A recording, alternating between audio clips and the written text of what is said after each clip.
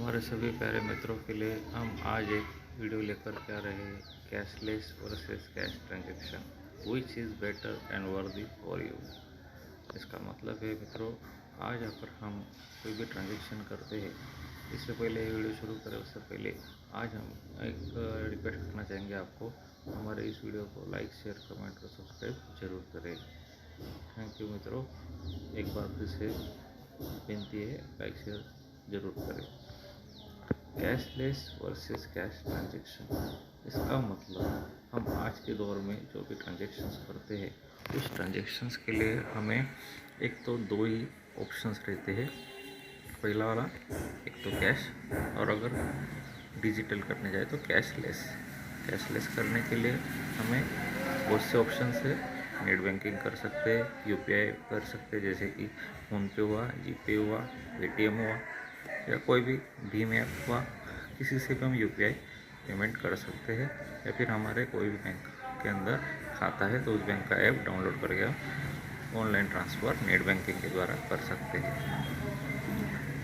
अगर हम कैशलेस करते हैं तो इसके हमको क्या क्या फ़ायदे होते हैं। पहला तो इसके अंदर कोई रिस्क नहीं होता है। रिस्क का मतलब हमको कोई पैसा कैरी नहीं करना होता है, या हमको कुछ भी नहीं करना है, सीधे हमारे बैंक खाते से दूसरे खाते के ऊपर ट्रांसफ़र हो जाता है।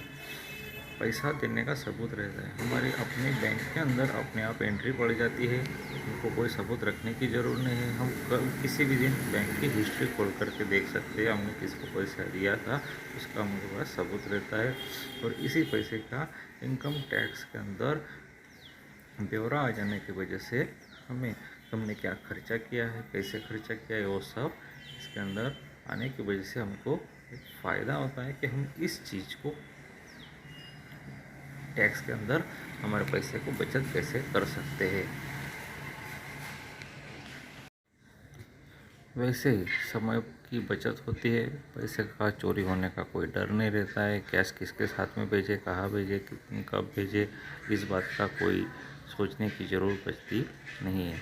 इसी प्रकार अगर कैश ट्रांजैक्शन करते हैं तो हमेशा हमें लूटने या चोरी होने का डर लगा रहता है।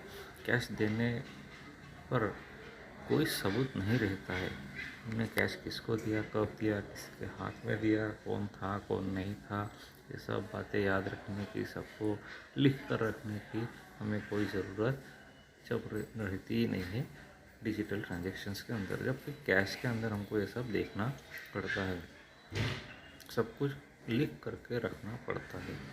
कोई खर्चा किया यह साबित भी नहीं करना पड़ता है डिजिटल के अंदर, लेकिन कैश के अंदर हमको साबित करना पड़ता है हमने कैश का खर्चा कैसे किया, लेकिन हम साबित कर ही नहीं सकते हैं। उसके लिए फिर रसीद लो, उसके लिए फिर सामने वाले के पास से बिल कॉपी लो, ये सब चीज़ें करनी पड़ती है। और कैश ट्रांजैक्शंस के अंदर आज सभी जगह पर डिजिटल ट्रांजैक्शंस बढ़ने की वजह से कैश में कोई ख़ास ऑफ़र भी या डिस्काउंट भी नहीं देता है। बहुत सी बार खुद जाकर ही लेना या देना पड़ता है।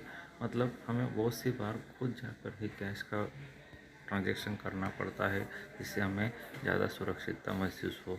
इसके लिए हमारे समय भी बहुत देना पड़ता है, समय की हानि भी बहुत होती है, और हम इसके अंदर कमाते कुछ भी नहीं हैं।